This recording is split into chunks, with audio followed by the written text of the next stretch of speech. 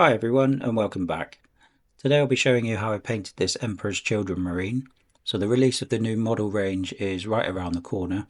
At the time of recording they're not quite released yet, so I've made this guy using the current Chaos Space Marine kit and some resin parts from Games Workshop and Forge World. If you do enjoy the video, please give it a thumbs up and subscribe to the channel. I'd really appreciate it, and let's get into it. So a common comment that I see on quite a lot of painting videos is, can you show me how to do this without an airbrush? So that is what we're going to do in this video. So I've started off with a spray primer layer of Chaos Black from Games Workshop, and then I'm going to move on to some Galvor Back Red, and I'm just going to base coat all of the areas that are going to be pink. And I'm just going to do a couple of thin coats of this on each of those armor panels.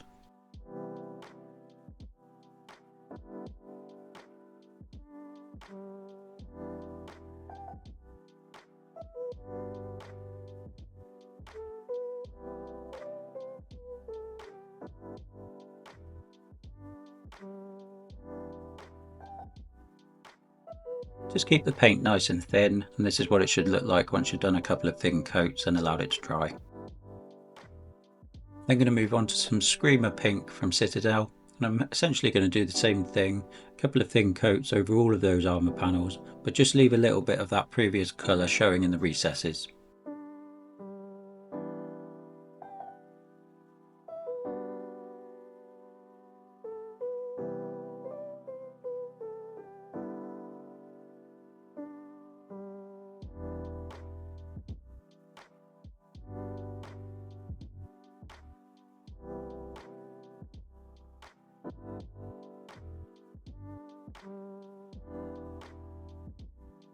So I think this is me applying the second coat of that Screamer Pink to the shoulder pad. As you can see, it's quite thin and it gives a nice finish once it's all dry.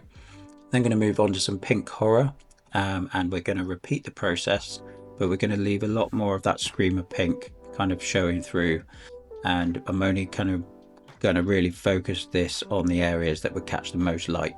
The main tip I can give with this type of painting when you're using kind of highly desaturated colours and pale colours like pink is just keep your paint really thin, otherwise you do run the risk, if it's too thick, it can come out looking a bit chalky or lumpy.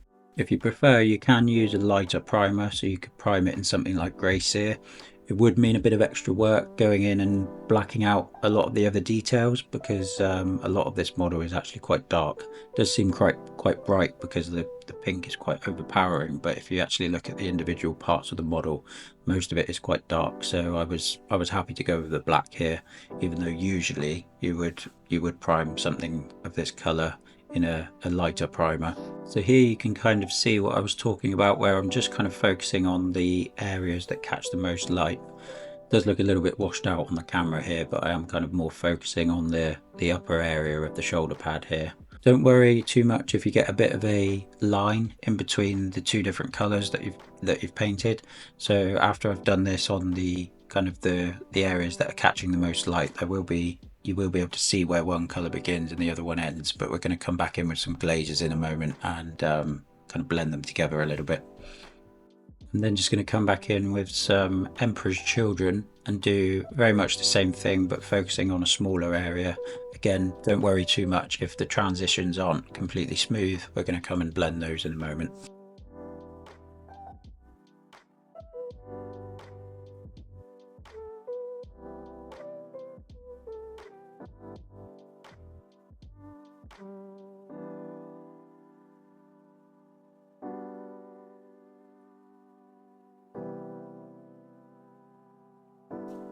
So the way I've done the shoulder pad is to start with a circle effectively on the section at the very top that would catch the most light, and then just kind of feather it down from that. And then I've just added a bit of water to the brush just on the area, as you can see here, where the two colours meet, and you can just kind of blend them together before the paint dries. And we will be adding another glaze in a moment to smooth that out even further. And I know I sound like a broken record here, but a couple of thin coats for each of these stages, including this one. As you can see, I'm just going back now with the second coat on the shoulder pad and just kind of making sure it looks as smooth as possible.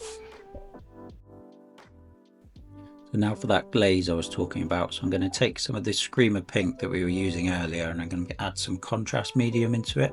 So it's probably about 3 parts medium to 1 part paint, and I'm just going to place this kind of in the areas that would be the shadows effectively, so kind of towards the edges of the armor trim and kind of the lower or more hidden kind of parts of the armor that wouldn't catch as much light. And I'm just going to glaze this over that join between the two colors, and this should help to kind of blend them together a little bit.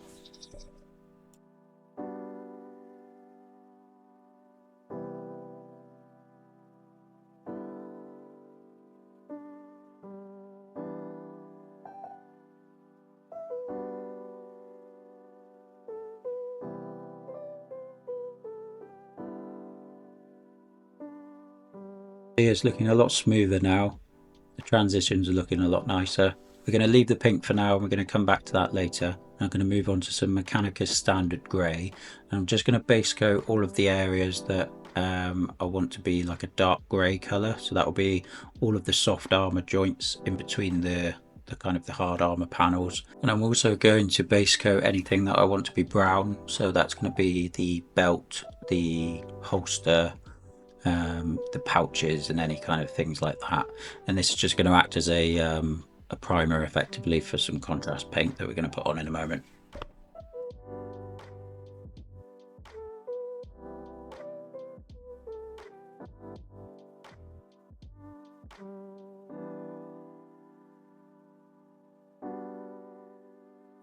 Then just going to move on to some black Templar contrast, and I'm just going to paint that into all of those soft armor joints and also the grenades that he's got on the front of the belt. As you can see here, I've forgotten to base coat some of the grey parts, so I'm just going back and doing that. So yeah, all of the soft armor joints and the grenades on his belt I'm going to do with the black Templar.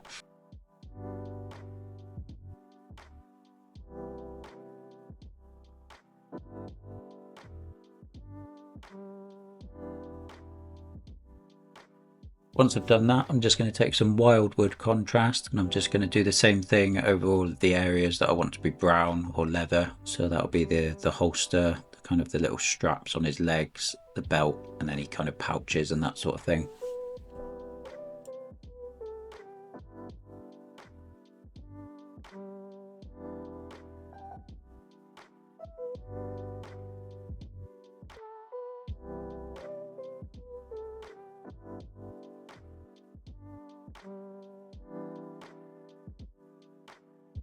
So the next stage is to base coat all of the silver on the model. So there is quite a lot of trim on this model, so it does take a while. Any kind of Chaos players will appreciate the amount of trim that you need to paint. So just take your time, try and be neat. You don't want to get any of this onto the pink areas that we spent quite a bit of time on already. I'm using Iron Warriors from Citadel for this. I find it's quite a nice kind of dark base coat for any silvers. But if you don't have this particular one, just use any kind of dark metallic silver paint that you've got. Should do the same job. I'm not going to show every brush stroke here because we'll be here for a while. But yeah, just take your time, work your way around the model, just pick out all of those silver parts.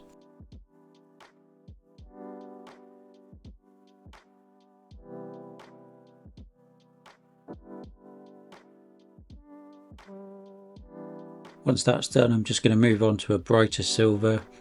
I'm going to use Heavy Metal from Scale 75. Don't feel you need to use this one, just use a slightly brighter silver. There's plenty of options available from Citadel and other brands.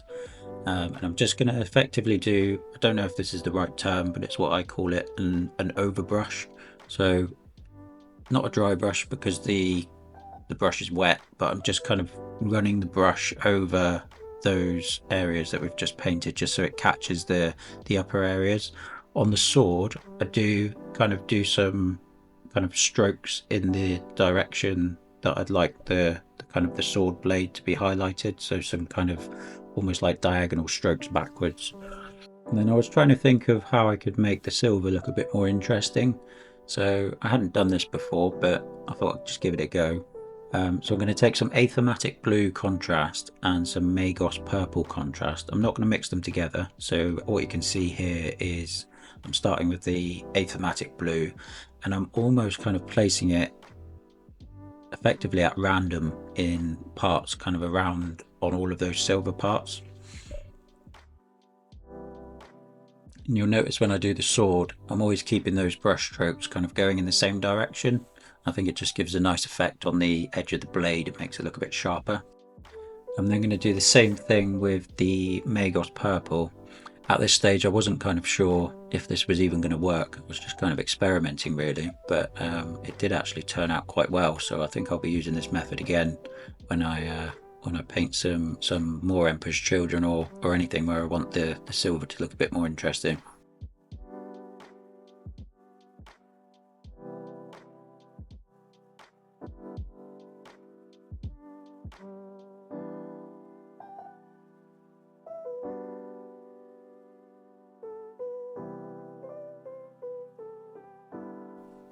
As you can see, I think it gives a really nice effect, especially on the sword blade. We will be coming back in later and kind of adding to this even more, but I think that's looking good for now. So we'll move on to the next stage, which is going to be some Rune Lord brass. I'm just going to base coat all of the gold areas on the model.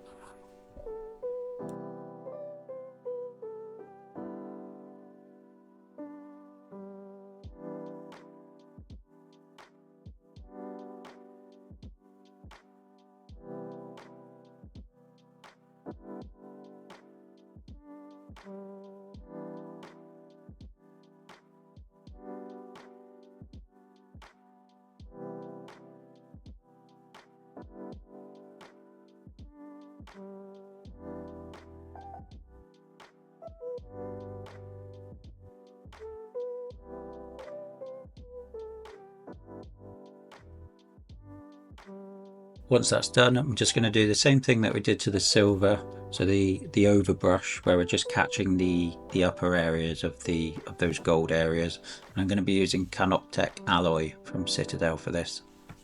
I was looking at all of the pictures of the new model range, and the gold that they've painted on those it's not like a really bright rich gold, so I wanted to go for something that was quite pale for these, and I do think it looks better. But if you wanted to go for something darker and kind of more like a true gold, you always could. I'm then just going to take some of that Magos purple that we were just using on the silver and do the same thing to the gold. Just kind of almost place it at random, kind of into the recesses. I'm not going to use the achromatic blue for the gold. I'm going to stick to just the purple.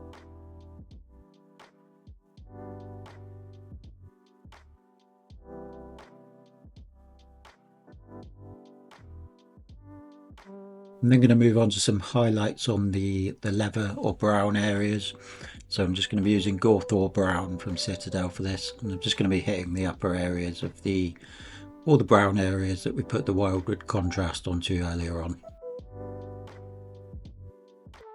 I'm then going to follow that up with a final highlight of Baneblade Brown from Citadel. I'm just going to hit the uppermost highlights and just the kind of the most prominent edges.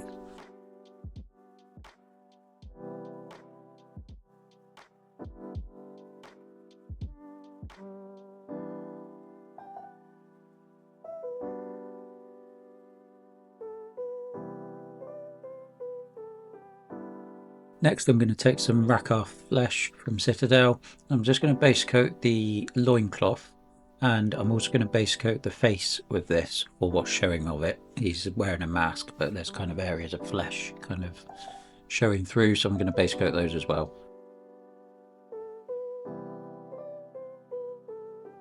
Once those are dried, I'm just going to give them a quick wash or glaze with Guilliman Flesh contrast.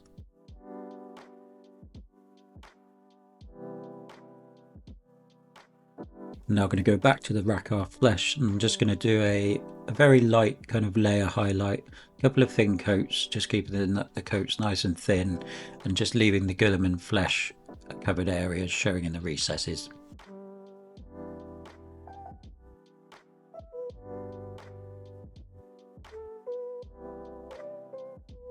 I'm then just going to add some Pallid Witch flesh into the Rakarth flesh. Just a small amount, because it does brighten it quite a bit by just adding a small amount of paint. I'm just going to reinforce those highlights that we just added.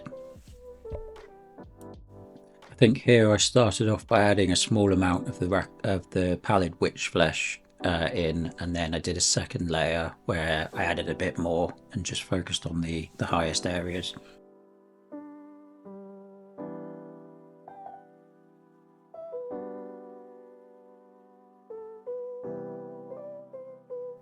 Here I'm just correcting some of my earlier mistakes, so just where some of the pink and some of the metallics has crept onto the areas of the black armour that we want to stay black, so I'm just going back in and just covering those up.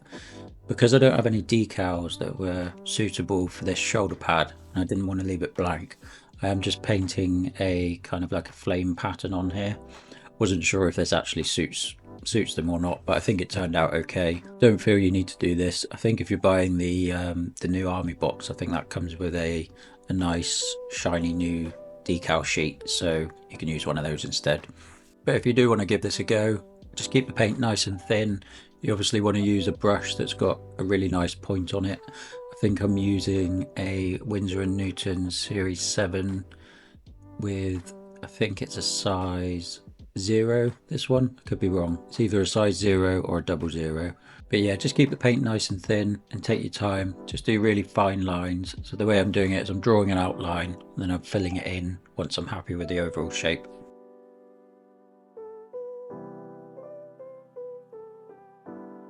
Once that's done, I'm going to move on to some oil washes. So I'm going to be using Lamp Black and Windsor Violet from Winsor & Newton. So I'm only painting one model here, so I've just put a tiny amount of each of those oil paints into a little dish and then just added some white spirit, or it might be called mineral spirits where you are. And this is just stuff from the DIY store. It's not specific hobby related stuff. If you don't like the smell of white spirit, you can use something like Sansador, which is like an artist kind of white spirit, which has a much kind of lower odor to it. The only issue I find with the artist ones is they do dry a lot slower than regular white spirit, so that might be something you want. You might want longer working time, but it's just something to be aware of, so I just prefer to use the cheap stuff. So I'm starting with the black wash that I made up, and the only kind of real areas that I'm placing this is in those soft armor joints and just on the grenades and kind of any areas that I want to be black but not including the armor. And then with the purple wash that we made up, this is going to be placed in quite a few more areas than the black. So I'm going to be putting this in all of the recesses on the pink armor. So where the pink armor meets the silver trim, I'm just going to be putting a very kind of fine amount in those kind of crevices. And then I'm also applying this to the silver armor as well, just to kind of reinforce that purple and the kind of the greens that we added earlier on.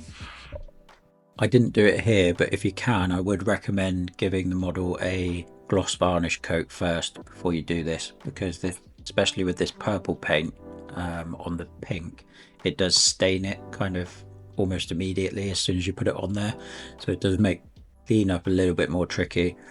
If it was to have a gloss coat on it, which I was too lazy to do here, it would make the cleanup much easier and it would reduce that staining on the pink armor. I'm also just putting a very small amount of this. This is quite thin, and I'm just kind of glazing over the loincloth and also in the recesses of the face as well. And I'm not sure if I already mentioned it, but I'm also going to put this into the recesses of the gold as well.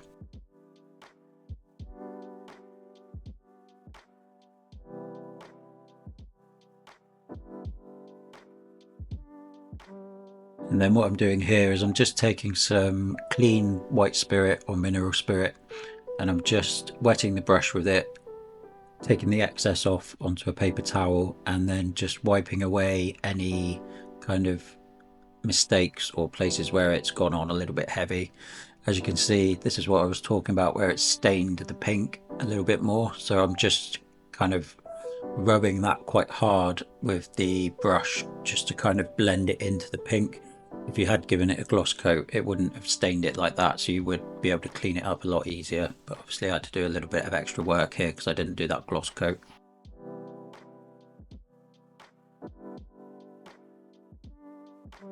You then just need to let those oil washes dry. I was a bit impatient here, so I used a hairdryer to speed up the process. And then before we move on to the rest of the model, I'm just going to finish off the head or the face. So I'm just going to take some of the Galvorback red that we were using earlier, and I've thinned this quite heavily with water, and I'm just placing it kind of on the eyes. I'm not really sure what's going on with this head, but it's one of the old ones from like the really old kind of Noise Marine upgrade kit. I think he's got like one kind of really swollen eye and then the other one's kind of like really sunken in, so I thought I'd just put some of this in to the recesses just to make it look a bit sore. I then just used some black paint just to do the pupils on the eyes, and then I'm not really sure what these are supposed to be, whether it's like tongues or spikes or something, but I decided to paint them red. So to do that, I've just base coated it with the pallid witch flesh that we were using earlier, and then I've just given it a coat of Flesh Terror's red contrast. Then going to move on to some highlights for the black areas of the armor. So I'm going to start with Sons of Horus Green, and I'm just going to do a general edge highlight. Some people might call this like a chunky edge highlight, and I'm just going to go around all of the edges of all of the black armor basically. I won't leave all of the footage in of this because it does take a while, so just take your time. Just try and be neat. If you do make any mistakes, just go back in with your Abaddon black or whatever black you're using and just touch them up.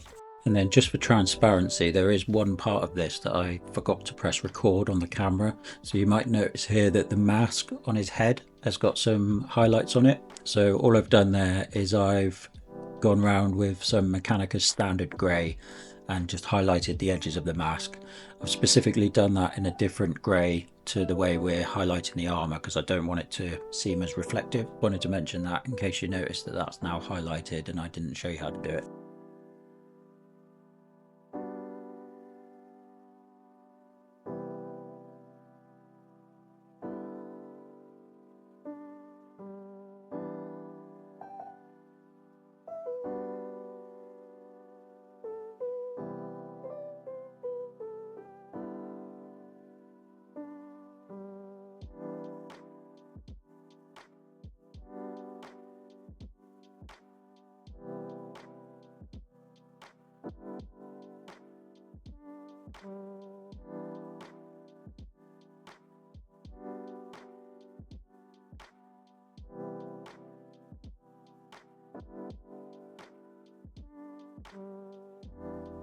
I'm just carefully highlighting those flames that I painted here, and then once that's all done I'm going to move on to some green grey from Vallejo, and I'm just going to go over basically all of those lines, but try and keep the lines that you're painting now thinner than the ones that you painted previously. I'm also not covering the whole line that we previously painted, I'm just doing like a smaller section of it, so you might notice that more in a minute, like when you see me painting like the top of like the collar.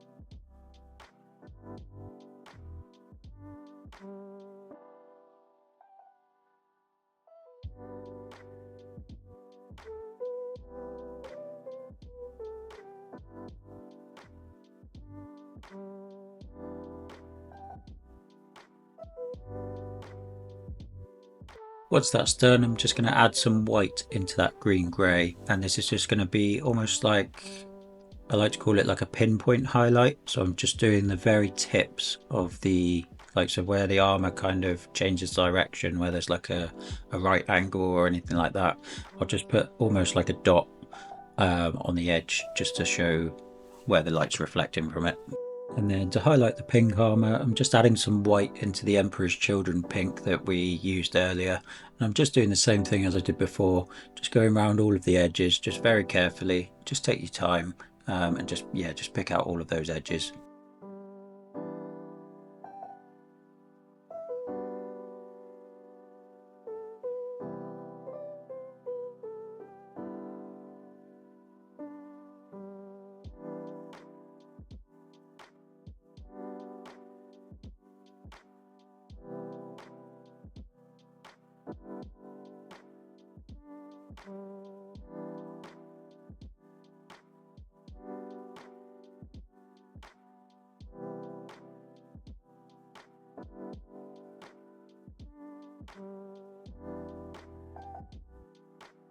On the armor panels where there's trim around them, like the one I'm painting now, you'll notice that there's a line in between the pink and the silver, which is purple from where we placed the oil washes earlier. So I'm kind of using that as a guide as to where to highlight.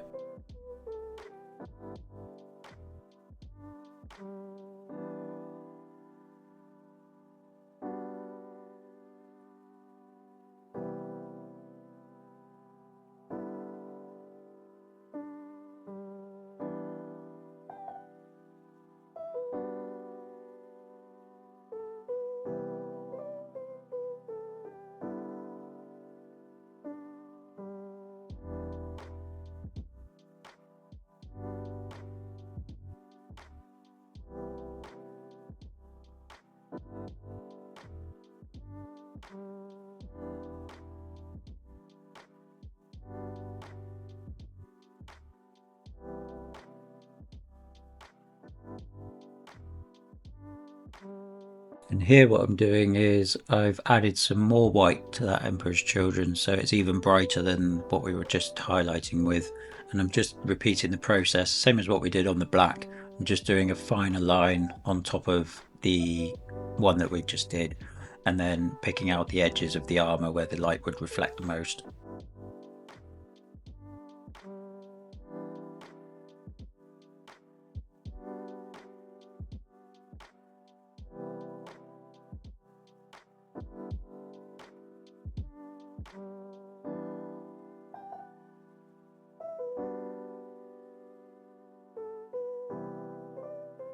And then lastly, just to finish the pink off, I'm just going to take some pure white and I'm just going to do some very tiny dots just on those edges of the armor that would reflect the most light.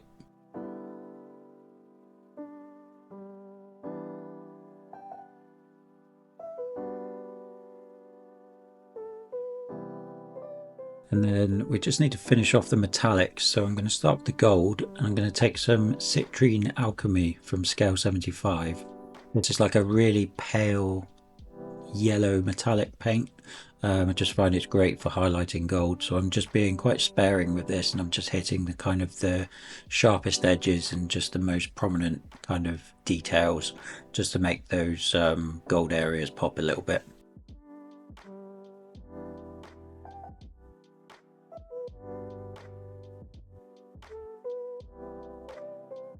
I'm then going to do the same thing on the silver using speed metal.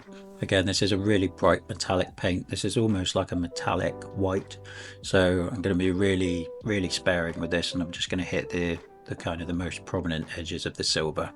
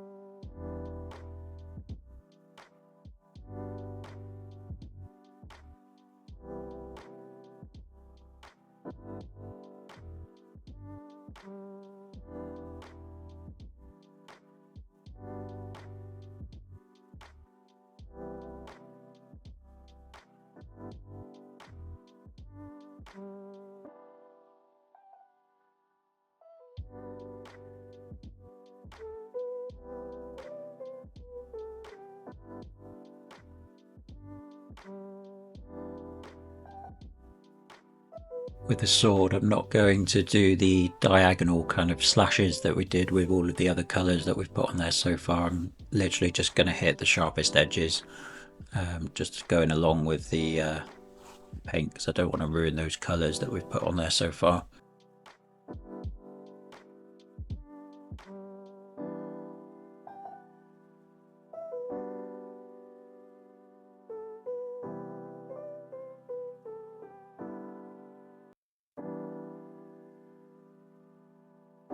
So we're very close to being done now. So I think I just need to finish off the base. So what I'm going to do for this is I'm going to give it a base coat of Rhinox hide. I mean, you can base yours however you want, but I just wanted to show you how I did the base on this one. So yeah, based it with Rhinox hide. You could use any dark brown, and then I've just given it a dry brush of Karak stone. This is a fairly lazy basing scheme, to be honest, so what I'm just going to do is I'm just going to push some Europe dust pigments, just dry, kind of straight from the pot. Just kind of push it into all of the recesses on the texture there, and just tap or blow away the excess. And then I've just added a tuft or two, which I think are from Army Painter, and that is job done. I think the only thing I haven't filmed there is just painting the rim of the base with a nice black. And yeah, that was that. So yeah, hope you liked the video. If you did, please give it a like and a thumbs up, and a subscribe, and a thumbs down if you want, and comment and let me know what you think. I'll if you've got any questions or anything like that, I'll get back to you. If you do use anything from this video, I'd love to see your results, so feel free to tag me on Instagram or any of the other socials. All of the links for those can be found in the description. I've also added a list of all of the paints that were used in this video in the full video description. I had a couple of people asking for that last time, so hopefully that helps you out. And lastly, I just want to give a shout out to our friends at Union County Games in Exeter. If you're ever in the southwest of England and you need any hobby supplies, be sure to pop into UCG and Lewis will help you out. Thanks for watching guys, and I'll see you next time.